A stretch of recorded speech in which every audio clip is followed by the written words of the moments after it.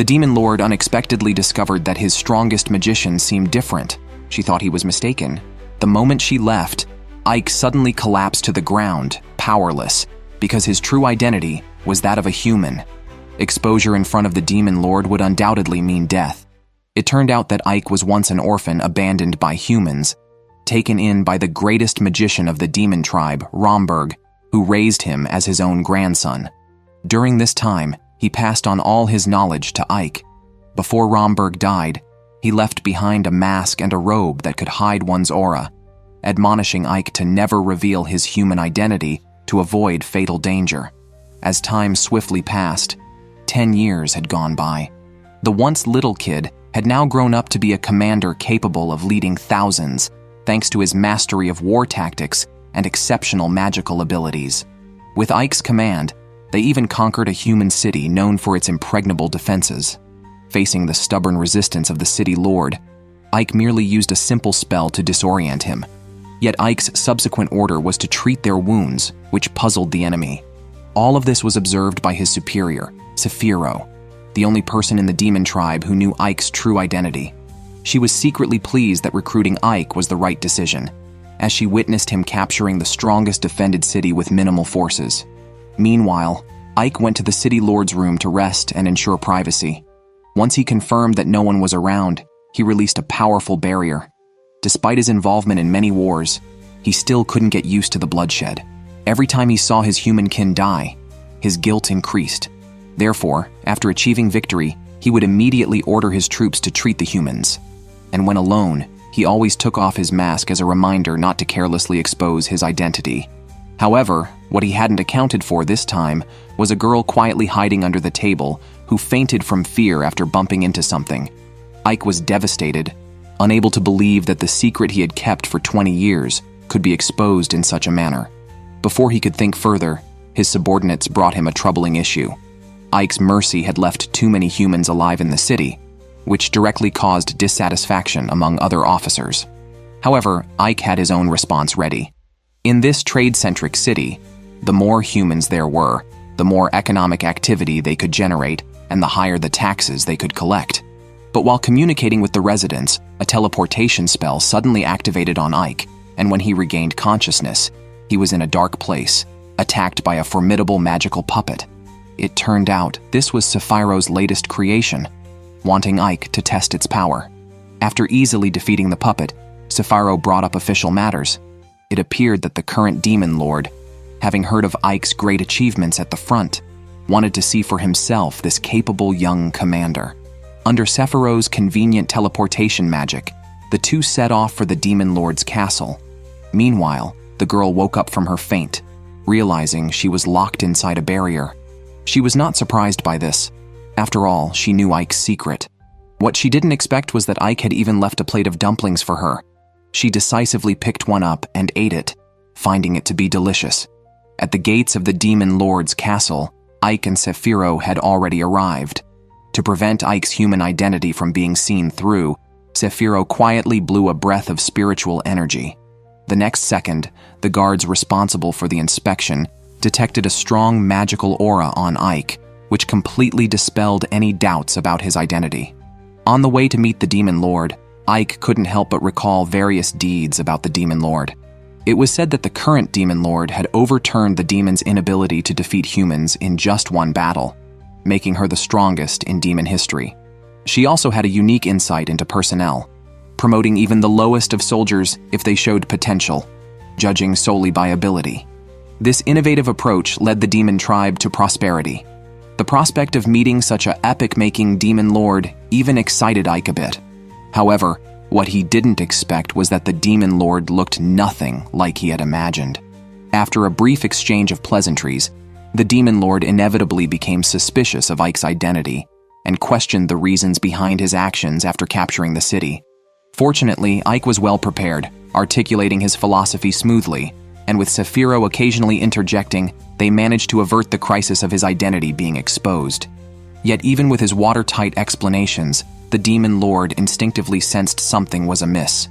She came closer to Ike, claiming that next time she would definitely see Ike's true face, leaving a meaningful remark before departing. At this moment, Ike was sweating profusely. The close encounter with the demon lord had his heart racing, and she had even discovered that Ike's face was a mask. The only relief was that at least his identity had not been exposed this time. After the matters with the demon lord concluded, Ike immediately returned to his room to check on the girl. The food had been completely devoured, suggesting that the girl wasn't as stiff as he had imagined. When the girl saw Ike again, she was very panicked. Ike quickly assured her that he would not kill her, which immediately stopped her tears. After some conversation, it was learned that the girl's name was Sadie, who had become a maid for various reasons. To keep the secret from being exposed, Ike had no choice but to take Sadie as his own exclusive maid, establishing a contract that she must never reveal the secret for life. It is worth mentioning that after meeting with the demon lord, Ike received a reward from her, the recently conquered human town, and Ike was appointed as its new lord. However, Ike was not pleased, because this town was located on the southern border, which is essentially the front line of the human-demon wars, always at risk of human attacks. Gazing at the surrounding buildings in ruins, Ike had no choice but to order the residents to first rebuild the city walls. Otherwise, even with his extraordinary abilities, the human forces would easily breach them. However, relying solely on human power would take at least half a year. But Ike was not one to sit back idly. Not only did he have humans join in the construction work, but he also called upon the entire army to assist the humans with the physical labor. Seeing humans and demons working together, his lieutenant could hardly believe his eyes. What shocked him even more was that Ike had divided the humans and his subordinates into 3 groups, with each group working 8 hours a day. This arrangement ensured rest while allowing for continuous work 24 hours a day. Even more, to boost morale, Ike had set up a bonus system. Furthermore, when he saw that certain projects were particularly challenging for everyone, he would personally step in to resolve them. Such actions earned him the admiration of his subordinates, who believed he could definitely become the next demon lord. Ike unexpectedly discovered that after becoming the strongest mage among the demon race, he not only received the title of Lord from the Demon King, but also found his romantic fortunes ridiculously exaggerated. Normally, having 2 little fangirls clinging to him was tolerable, but he was especially surprised when he woke up in the boudoir of a beautiful superior. Since becoming the lord of the city, Ike found himself increasingly preoccupied with numerous matters, especially since his city was located at the border between humans and demons, always having to be prepared for human attacks. To gain the upper hand, Ike and his maid Sadie infiltrated a human town to secretly gather information about the human army. However, they were barely there before Sadie got distracted by a street vendor's game. It was a classic street scam where guessing the location of a bead could double one's bet. It seemed simple but was not easy at all, as the vendor would never let you guess correctly. At that moment, Sadie had no money. Just as the vendor was about to shoo her away, he noticed that Sadie seemed to have a nice figure, and suggested she could gamble with her body. As the vendor was about to lift the cup, unexpectedly, all the cups started floating in the air, and Sadie realized none of them contained the ball. Realizing the vendor was cheating, the crowd became furious and was about to resort to violence. After this minor incident, the two continued scouting for information. The demon race's power was growing stronger under the new Demon King, prompting many major nations to cease their infighting and form alliances against them. Unbeknownst to them, as Ike was preparing to return, the earlier vendor came with people, intending to capture Sati as his slave. Hearing this, Ike quickly surveyed the surroundings and, finding they were alone, subdued the vendor and his companion. Ike then inquired about the army. It turned out that the country's leaders wanted to strike Ike's city before forming an alliance. Back home, Ike quickly began devising countermeasures. Unexpectedly, his subordinates Lilith and Sadie began to get jealous of each other, each claiming to be closest to Ike, which only added to his headaches, as he couldn't focus on the pressing matters. Fortunately, his deputy arrived just in time to temporarily resolve their dispute. That very afternoon, a knight commander led his troops in preparation for a surprise attack. However, Ike had already prepared an ambush, positioning skeletons and orcs at optimum locations. Thus, before the human forces could even launch their attack, they were defeated with minimal losses by Ike's strategic planning. But what surprised Ike was that the leader of the opposing legion seemed formidable. Upon realizing they were ambushed, he immediately ordered a retreat. Such courage and decisiveness were not common among ordinary people. However, before his deputy could rejoice further, an arrow shot from behind accurately hit Ike. Although such damage wouldn't normally concern a typical demon, Ike's true identity was that of a human. He thought he was going to die, but when he woke up, he was astonished to find himself lying in bed, with his superior sleeping soundly beside him. It turned out that she rushed to heal his wounds right after he was injured. The details of the healing process went without saying. Looking at the arrow that hit him, Ike had two suspicions. Either an assassin had infiltrated the city beforehand, or there was a traitor among his subordinates. But he didn't have time to ponder it further, as the two women who had been worried about him rushed in. Because of Lilith's close contact, another argument ensued. Fortunately, his deputy arrived in time to report on important matters.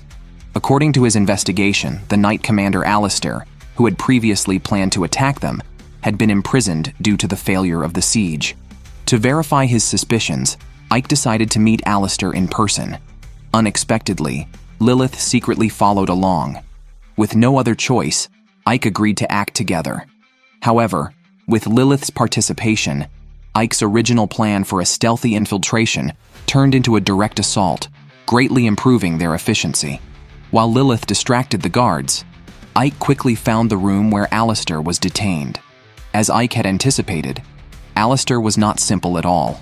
Far from being panicked, she immediately attacked Ike with a small knife aiming for his vital parts. Unfortunately for her, Ike quickly subdued her to the ground. Seeing her true face as a woman, Ike, while somewhat admiring her, also asked Alistair if she had planted any assassins in the city. At this, Alistair counter-questioned Ike. "Are you really a demon?"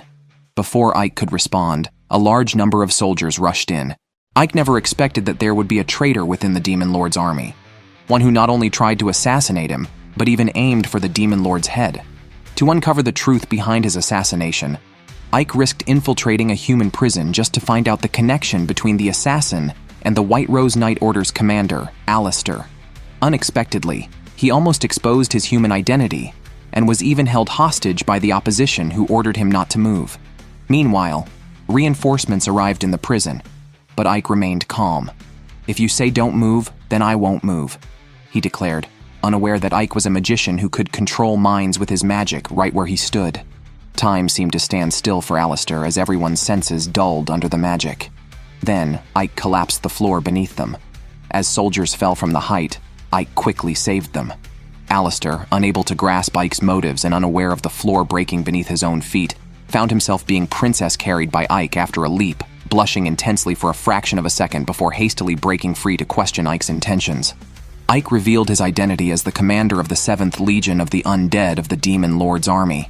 Only then did Alistair realize he was the legendary commander of the Demon Lord's forces. Considering the question of whether Ike was human, being part of the Demon Lord's army, it was naturally impossible for him to be human. His purpose here was to find out if Alistair had arranged the previous assassination attempt.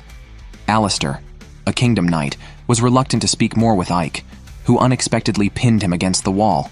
Activating his mind-reading ability, Ike saw all her thoughts clearly. Lilith, witnessing this scene, became extremely jealous, willing to offer herself while Ike was out flirting.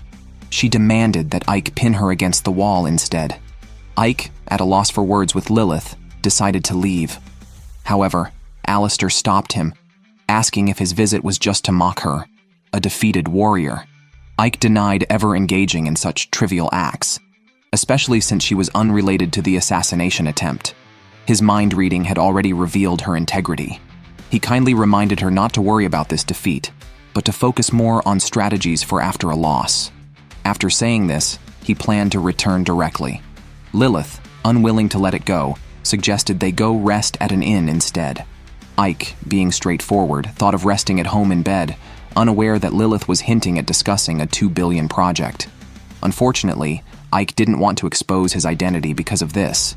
Returning home, he even brought back a special product from the capital, the rice produced there. Due to the Demon Lord's strict order to double the tax revenue of the city, Ike, the agricultural city known for its fertile land, was primarily producing wheat. By switching to rice, production could be increased several times. This change would also allow more humans to be freed from farming and try other industries, thereby increasing the GDP per capita. Not only would everyone have enough to eat, but more taxes could be collected as well. Ike then analyzed the current intelligence and deduced that the assassin used arrows from the White Rose Knight Order, but Alistair was not involved. This indicated that the assassin was deliberately framing someone. Ultimately, he came to a conclusion he was reluctant to believe. There was a traitor within his own army. Consequently, he activated his mind-reading ability, and as expected, the results confirmed his suspicions. The traitor was the goblin right in front of him. Ike immediately sought out Saphiro, only to find her taking a bath and completely off guard, which Ike was accustomed to, but still decided to wait outside. Saphiro instantly knew Ike came because of the traitor, so she was not surprised at all, having anticipated this. The traitor leader, Jess, was highly intelligent and battle-hardened, thus necessitating Saphiro's decision on the next steps. Meanwhile, Jess was surprised to hear that Ike had visited Saphiro, not expecting him to have recovered from his injuries so quickly. His subordinate reported that the planted undercover agent had suddenly lost contact, prompting Jess to worry about being exposed and plan to gather forces to strike first. Unbeknownst to him, Ike had already reflected on his approach and knew he must be cautious in dealing with the traitor. Jess, seeing Ike alone, decided not to pretend anymore and confronted him directly, determined to make sure Ike couldn't escape. Seeing all his enemies gathered, Ike felt reassured. The next moment, an explosion sounded behind them, and turning back, they realized Saphiro had used a forbidden spell to indiscriminately attack the military camp. Ike's inner turmoil erupted as Saphiro wreaked havoc at will, despite having been instructed to minimize the attack level. However, Saphiro had no intention of showing mercy to the traitors, not even sparing an ant. Ike approached Jess from behind and gave him two options: surrender now or wait until he becomes a commander with no forces left and then surrender. Jess, however, didn't care about the lives of his subordinates and used them to buy time for himself to escape through a secret tunnel, thankful that he had prepared it in advance. But the war had just begun. Unexpectedly, Ike quickly found him. Jess couldn't imagine that Ike had placed a familiar on him. However, Jess still had no intention of surrendering. He was, after all, the vice commander of the Legion. It was a pity that over the years, he had focused solely on scheming and his own combat strength had severely deteriorated. Finding himself restrained by binding magic, Jess changed his tactics and attempted to turn the tables. Ike, truly the right-hand man of the Demon Lord's army, possessed overwhelming magical power and a keen intellect. Jess hoped to ally with Ike to seize control of the Demon Lord's army. After all, the war between humans and demons had lasted many years, and it was the demons' role to oppress and torment the humans for entertainment. But the current Demon Lord did not allow senseless killing. There were not a few in the Demon Lord's army who harbored dissatisfaction. Saphiro, whether due to a lack of ambition or insufficient power, seemed to have no plans to rise to power himself. If they teamed up, they could definitely change the Demon Lord's army. He invited Ike to join their faction. Ike immediately refused without hesitation, and Jess was not surprised. He suddenly broke free from the magical restraints and swiftly pulled out a throwing knife from his chest, hurling it towards Ike. Ike was disappointed by his tactics, and his words also revealed that there were others behind him. Saphiro suddenly appeared, demanding Jess to confess. If he refused, severe torture awaited him. But before Saphiro could act, Jess was struck by a potent poison that even antidote magic couldn't cure. Ike was furious that someone would poison and kill a partner so despicably. Saphiro hoped he would see the reality that he had already been abandoned by his associates, and there was no need to continue selling favors. As long as he revealed the real mastermind behind the scenes, she could also help him seek revenge. Although being a traitor deserved no good end, seeing Jess so abruptly cut off was still lamentable. Ike thought that feeling pity for Jess showed he was still human at heart, which might become a stumbling block for him in the future. Later, they reported to the Demon Lord that the main conspirator seemed to be the Third Army commander, Pazdio, according to Jess's dying testimony. Pazdio had targeted not only them, but even the Demon Lord's head. After hearing this, the Demon Lord showed no emotion and wanted to hear what the headless knight Pazdio had to say. This man could never have imagined that his sexy female boss was completely indifferent to work. Instead, she was always daydreaming about him. If you tried to talk to her about work during her vacation, she would splash water in your face, inviting you to join her in the water. After the deputy commander of the 7th Legion was killed for his rebellion, Sephiro, accompanied by Ike, went to accuse the Demon Lord, claiming that the mastermind behind this was the commander of the 3rd Legion, Basteo. Unexpectedly, Basteo had already accused them first. He claimed that Sephiro and Ike had colluded to personally eliminate the deputy commander, framing her with groundless charges, presumably to use the Demon Lord to eliminate his own position, thus seizing her 3rd Legion. Upon hearing this, Sephiro was furious. How could he, as the commander of the 7th Legion, kill his own deputy? Although the Demon Lord had already seen through Basteo's ambitions, she did not overly criticize him. After all, demons are driven by ambition and desire. Without ambition, one does not deserve to be a demon. She also criticized Sephiro for not detecting the deputy commander's betrayal in time, which led to internal problems. Therefore, the Demon Lord believed both were at fault. According to military rules, both parties must be punished. However, considering the ongoing war between demons and humans, she did not want to lose 2 commanders at the same time. So, she let them duel, declaring that the victor represents the truth. This was the demon's way. Yet the duel was not to be a one-on-one challenge, but was to be fought using puppet soldiers. The commanders themselves could not enter the battlefield. The victor would decide the fate of the loser. Because proxies could be used in the duel, Sephiro surprisingly appointed Ike as the commander of this battle, which frightened Ike considerably. This clearly involved Sephiro's life, yet she entrusted her fate to Ike. Sephiro explained that in terms of commanding the battle, she indeed was not as capable as Ike. She entrusted her life to him. To not let Sephiro down, Ike began devising strategies overnight. Since the puppet soldiers had consistent abilities, the battle would test not only the commander's individual ability, but also the importance of their weapons. It was clearly unreasonable to only hold melee weapons like short swords or spears. Considering that victory required the elimination of 50 enemy skeleton soldiers, ranged attacks were most appropriate. They could shoot them all before they got close. However, such an obvious strategy would surely be anticipated by the opponent.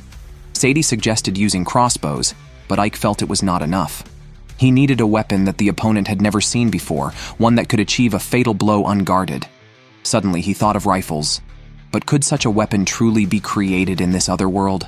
Remembering that Sephiro was the strongest alchemist here, Ike approached her with his proposal. But Sephiro was still indulging in comfort because she had previously enjoyed many of Ike's innovative creations, which were all made for her enjoyment of life. Now, being asked to work on something violent, Sephiro instantly felt lazy. With no other choice, Ike had to go back and figure things out himself. However, just as Ike finished taking a shower, the Demon Lord herself came to visit unexpectedly with a bag full of rifles. What shocked Ike even more was that the Demon Lord had known about his human identity from the beginning. It turned out that before his demonic grandfather passed away, he had told the Demon Lord about Ike's origins. Ike was speechless. If only his grandfather had mentioned this earlier, he wouldn't have been needlessly alarmed and wouldn't have had to hide his human identity in the demon army for 20 years. Still curious, Ike wondered why the Demon Lord would tolerate a human hiding among demons. The Demon Lord herself was resigned.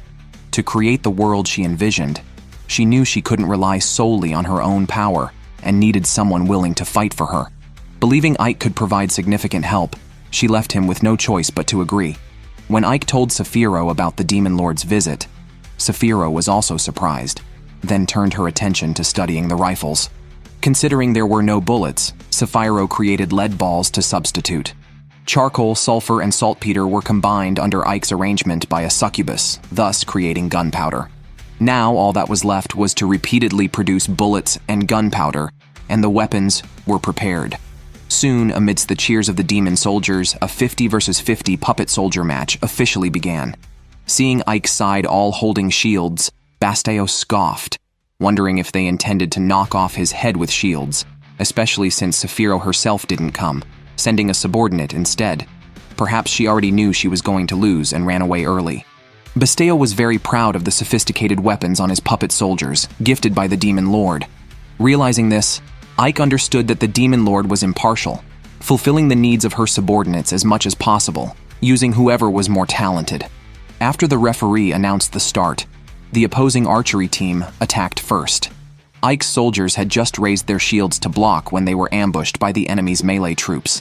Within just 2.5 minutes, most of Ike's side were casualties. The enemy thought they were about to win, but suddenly, the sound of gunpowder-propelled bullets firing broke the silence of the night.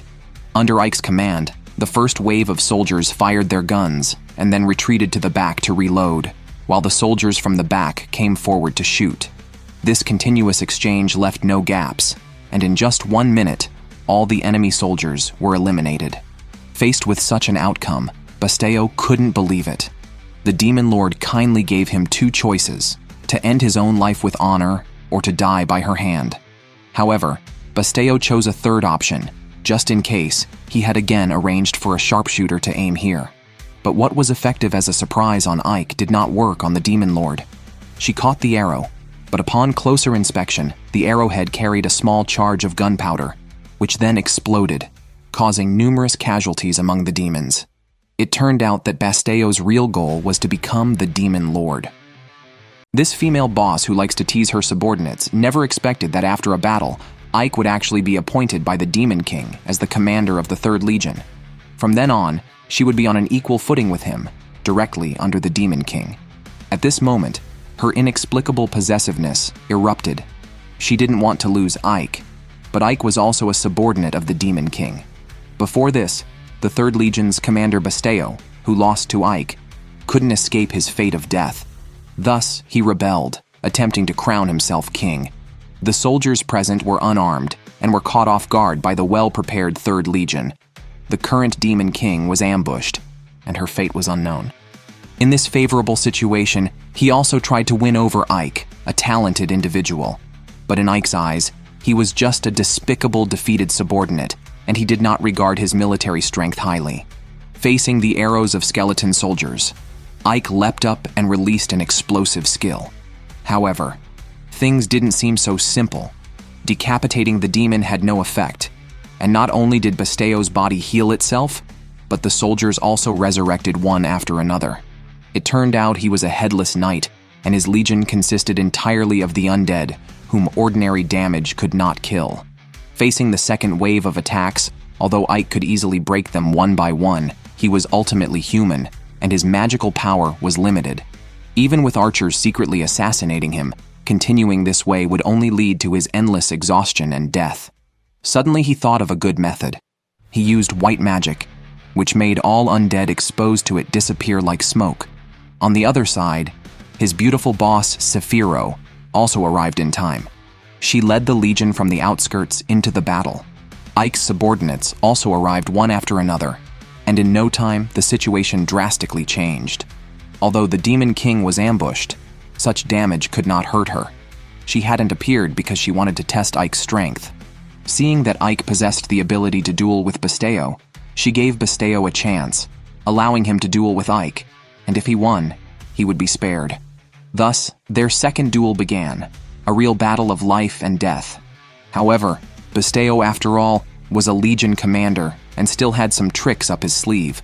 Ike was somewhat defeated by his fierce attacks. Basteo attempted to take advantage of his victory and shot a laser at Ike. In a moment of urgency, Ike summoned white magic specifically to counter the demon race. Sephiro was a bit surprised at when he had learned white magic, but the Demon King wasn't surprised at all. The scene shifts to Ike's childhood, where he was picked up by Romberg, who generously imparted all his knowledge and magic to Ike, reminding him to study diligently every day. Back then, Ike was also very eager to learn. When he saw flowers withering, he would ask if there was magic that could revive wilted flowers. Romberg patiently answered his questions, explaining that this belonged to the realm of white magic. However, for the demon race, this type of magic was extremely difficult to master because its essence stemmed from a heart filled with compassion, purity, and concern for others. For those who possessed magical power, white magic was more terrifying than any sword. Therefore, even though he learned white magic, Grandfather wouldn't allow him to display it easily in front of others. After dealing with the commander of the 3rd Legion, although it was somewhat unexpected, the outcome pleased Sephiro greatly. Ike knew that Sephiro was testing his growth, which is why she chose not to participate in the battle, but to cover him from the sidelines. However, for the Demon King, the Legion had suddenly lost a leader, and this vacancy needed to be filled. Ike was the natural choice.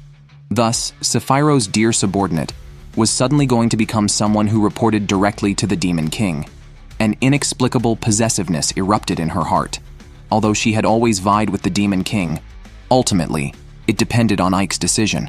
Ike did not want to become the commander of the 7th Legion. The residents of his domain were gradually getting used to the new town, and his subordinates were also getting accustomed to interacting with humans. Humans and demons cooperated to build the town together. When the residents lacked the strength to push carts, the demons would help. When the demons were tired and thirsty, the residents would bring them food and water. The town was peaceful, and he had made a promise when he became Sephiroth's apprentice to create a world where humans and demons coexisted. Now, he was progressing toward this goal. Therefore, he refused the Demon King. In exchange, he agreed to make Ivanelius the first town where demons and humans could coexist. The man never expected that, after finally making it to the position of deputy commander within the Demon Lord's army and seeing his territory prosper, the human kingdoms would choose this moment to unite. In just one night, they defeated the demons' strongest vanguard forces. Seeing that his own territory was the next target, Ike reluctantly brought out his ultimate secret weapon. If he could mass-produce rifles, even if thousands of troops came, they would have to retreat in defeat. However, given the alchemical skills of the demons, crafting such precise weapons was another story. Apart from replicating the appearance, firing one would likely blow up the barrel. This situation made Sephiroth complain. Was making such weapons really necessary when magic could simply blast the enemies away? Ike was speechless. Sephiroth's approach was just indiscriminate bombing, which just meant more mess for Ike to clean up in the end. Then, a succubus nearby had a great idea. By first manufacturing various metal and wooden parts, and then assembling them one by one, the quality of the rifles would greatly improve. But could such delicate parts really be made in another world? Ike immediately thought of the dwarves. If anyone, the skilled dwarven craftsman, could make any weapon possible. However, since the dwarves had lost to humans in the last war, their country was destroyed, and the craftsman had begun wandering the earth. Even if he could find them all, how would he make them comply? Suddenly, Ike had an idea. A dwarven king, Batson, was imprisoned in the human kingdom. If he could be rescued, he could surely manage the dwarven population. So without further ado, Ike sent Lilith and Jiren on a rescue mission. But Batson couldn't understand why the demons would save him. His incessant questioning irritated the succubus, who had no choice but to knock him out and carry him away. However, they didn't expect to be detected by human soldiers in less than 2.5 minutes. The soldiers tried to surround the succubus, not realizing they were the ones being surrounded. She decided to feast on these energetic big brothers. In less than a second, she drained the soldiers of their vitality, and they promptly fell asleep. Finally, with Ike's coordination, they escaped unharmed. When Batson woke up, Ike handed him a rifle and asked if he could replicate the weapon exactly. Although it was his first time seeing it, and the weapon seemed simple but intricate, Batson assured that with just 2.5 hours of study, he could definitely make it. But why should he help the demons? Although the demons had helped him escape prison, the thought of humans using the dwarves and then destroying their nation, leaving his people homeless, made him see demons and humans as no different. Batson firmly stated he would no longer help humans or demons. But Ike explained that this was for the peace between humans and demons. Under Ike's leadership, Batson witnessed a scene he could hardly believe. Humans and demons were actually living in harmony. But what did that have to do with him? He could not let go of his hatred for humans. What did their peace have to do with him? Ike said that if humans were at peace, then the dwarves could also live peacefully, couldn't they? Moreover, the demons could promise to help them rebuild their nation. But Batson was extremely angry. His people were gone, and he was alone. What was the point of re-establishing a dwarven nation then? While soothing his emotions, Ike took him to a new place. Inside, dwarves were eagerly hammering and forging weapons. Seeing this scene, Batson could hardly believe it. He hadn't expected that his long-lost relatives and friends were still alive. Upon learning that the demons had helped them, Batson finally softened his heart and decided to help Ike in realizing the wish for peace among the races. But beneath Ike's cold, skeletal face, the warmth of his palm was somewhat unbelievable to Batson. What he absolutely couldn't have imagined was that Ike was actually a human. Meanwhile, when the human side learned that Batson had been abducted, they appeared unruffled. What can that old man do now? They thought. At that moment, a soldier came to report that they had discovered the demon territory where Ike resided, which had merely 500 people, while the humans had a total force of 12,000. Confidently, the leader set out to attack the demon territory.